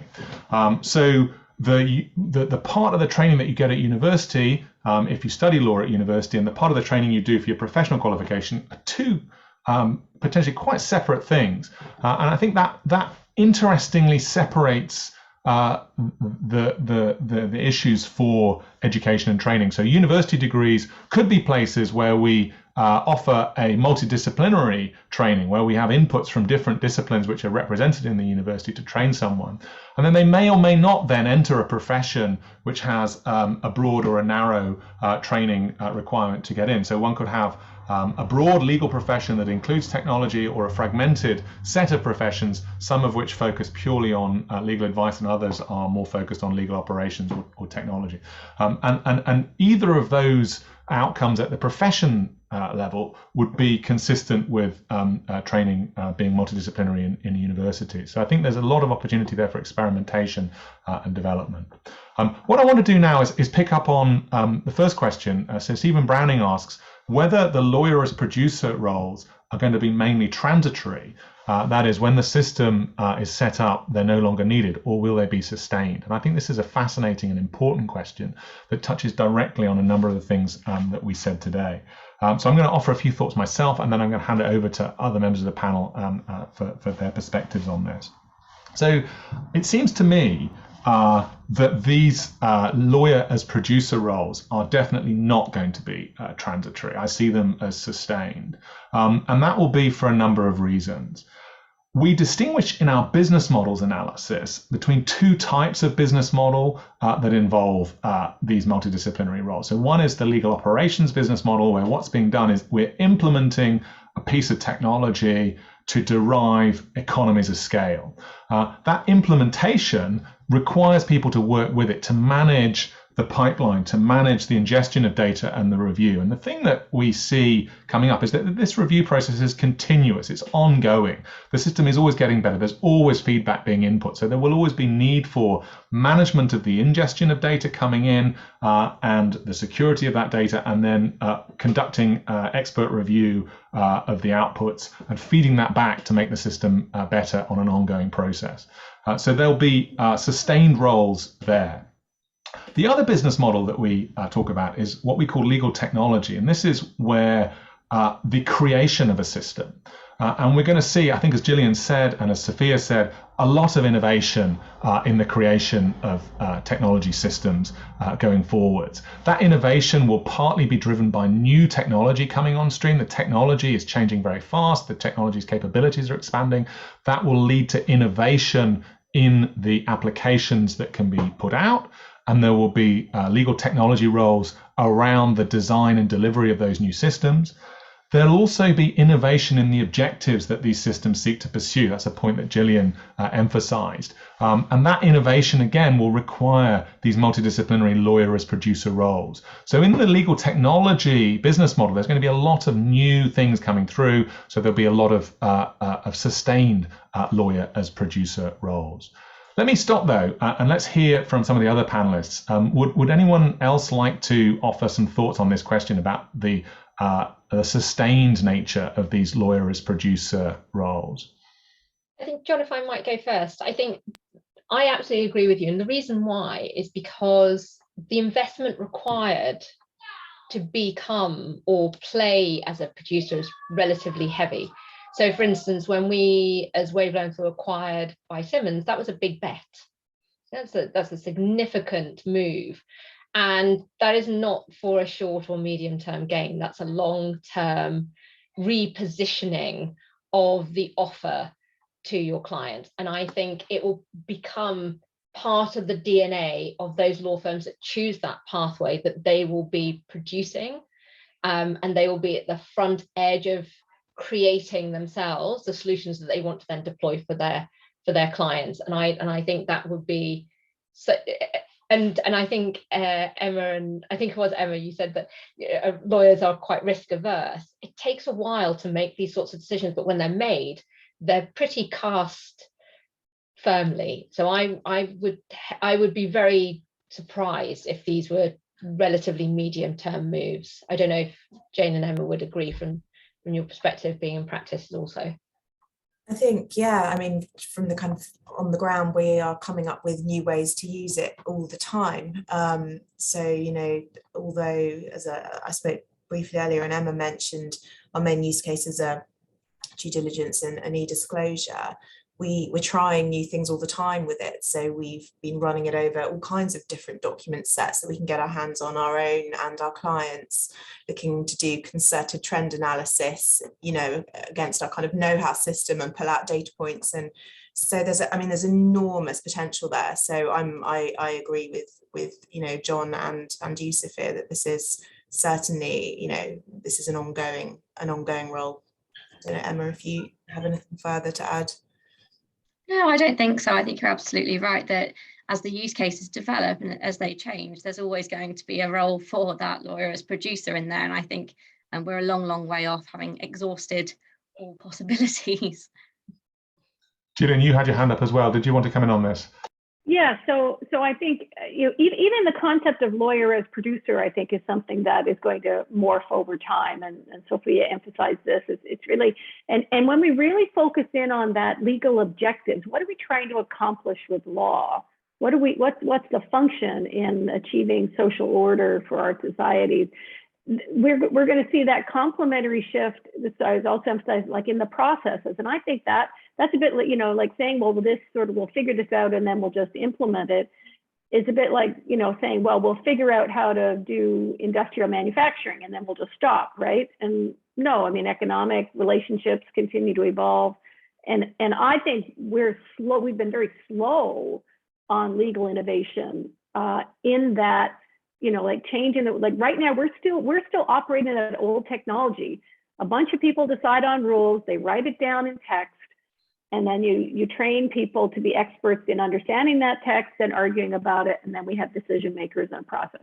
Like, that's kind of the technology we've been using. And I think that we're way past due for adjustment in that, for how do we do things like achieve the level of cooperation and trust that people need in order to go into a venture together, you know, make people feel safe on the street, achieve our policy goals of redistributing income or making healthcare available. Ultimately, law is performing those functions and achieving those objectives. I hope we are seeing the beginning of just pretty massive change in how we do that. So I don't see this as a static process at all. Thank you. And I'm conscious of the time, but I wanted just to pick up one other question, which I think is a super question. It's from an anonymous attendee who says that they're persuaded of the benefits of AI within law firms, but wonder where the cost is born, or perhaps we could put this another way. If there are cost savings, where do these cost savings end up? Does the billing rate get increased or decreased if there are cost savings, or does that get passed on to the ultimate client? And I'd be really interested in perspectives from practice on this, and also, Mary, I wonder if you have some thoughts about this in the people law space, whether the passing on of costs is something that will just enable greater access to justice, or the reduction of costs will enable greater access to justice for individuals, or whether it might just mean that the work that's done, actually more work gets done because the technology can do more, and that doesn't actually lower the ultimate cost to the user. So I'd be interested for people's thoughts on this question. I think it's a super question. Should we go first on this one? Thanks, Jim. Obviously pretty relevant for us. So I guess what I would say is, we're just seeing less and less of the hourly rate, and more of things like fixed fee billing, value billing, and all kinds of wacky, wonderful kind of billing processes, some of which are impossible to understand. So I think there is an answer, which is that everybody benefits, because we can cut our costs on a project that's a fixed fee. The client has some certainty, and as Emma said, it's not always just about kind of costs and time, it's about increased accuracy and reduced risk as well. And our lawyers don't have to spend their weekends in physical data rooms doing contract reviews. So it's a utopian vision, but I think it's one that I think that's that's the state of play really that we see. I think I would just add to that if still in the world of billing, the one thing that is also true is that our clients are increasingly working to smaller budgets. In the last 2 years, during the pandemic, we've seen a real tightening constriction of the flow of cash into the system. And so to win work, actually, you have to be really super competitive, and you have to show your clients that you're looking for ways to drive through efficiencies, and they want things done within a degree of reasonable time. And so, which is huge. So the cost saving does get passed on, because actually you're able to pitch a deal to a client that is driven out of and born out of efficiencies. And that's exactly how the system ought to work as well. I would say there is a stage before that, though, which is, I think, sometimes a little bit more difficult, where organizations can only operate in a time materials world, where if you don't have matter code, you can't do anything. Just some things for the first time need quite a lot of investment and thinking, and quite a lot of testing, a lot of playing around, and that is sunk cost. And in many other corporates, you'd call that R&D. And you need to have leadership within the law firm that recognizes that that is not lost cost because you didn't bill it, but actually is value creating, because the problem that you're trying to solve will be a problem the client has at some point. And we have a way of working at Wavelength where we operate in a Scrum methodology, and so we do have time spent in R&D.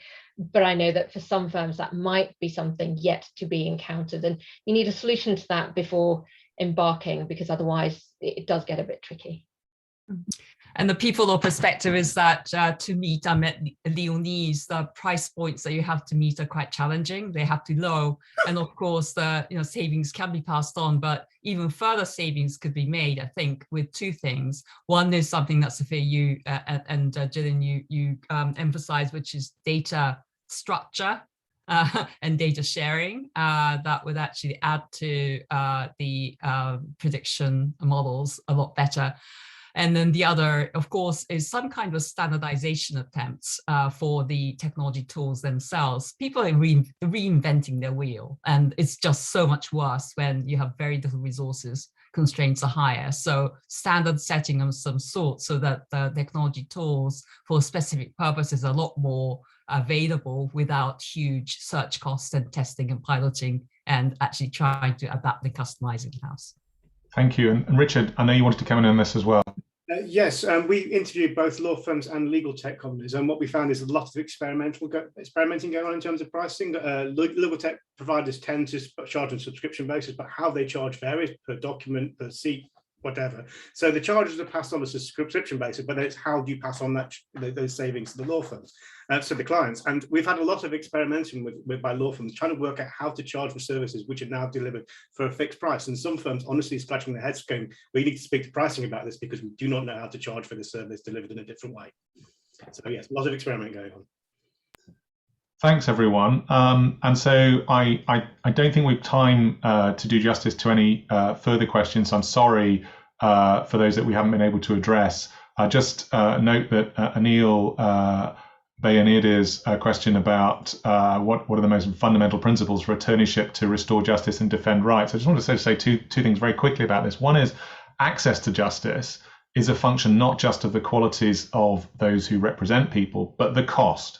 And so if we can reduce the cost of providing access to justice, then we can help to provide justice and defend rights for a broader section of people. And those unmet legal needs that Mary referred to, we can help to meet through the application of technology.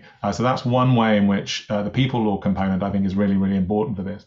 And I want to say that the component about what sort of things the legal system needs to do to ensure that it defends rights in the context of the application of AI, law for AI, if you will, is something that we touch on in our seminar on the 22nd of September. So please, let's revisit that question then. I want to stop now, then bring this discussion to a close and thank all our presenters and panelists for those fantastic contributions. Really, really appreciate your willingness to be with us today and to engage. And to thank you, the audience, for joining us today, for listening and for engaging with us. And we look forward to seeing you next week and the following 2 weeks for the remaining parts of our dissemination of our findings. I'd also like to thank Beryl Boz, who's done a super job of organizing the logistics for today. Really, really appreciate how smoothly things have run. So thanks, everyone. As I said, this recording will be available on our website, as will the slides, and have a wonderful day, afternoon, evening. Thank you, Thanks, everyone.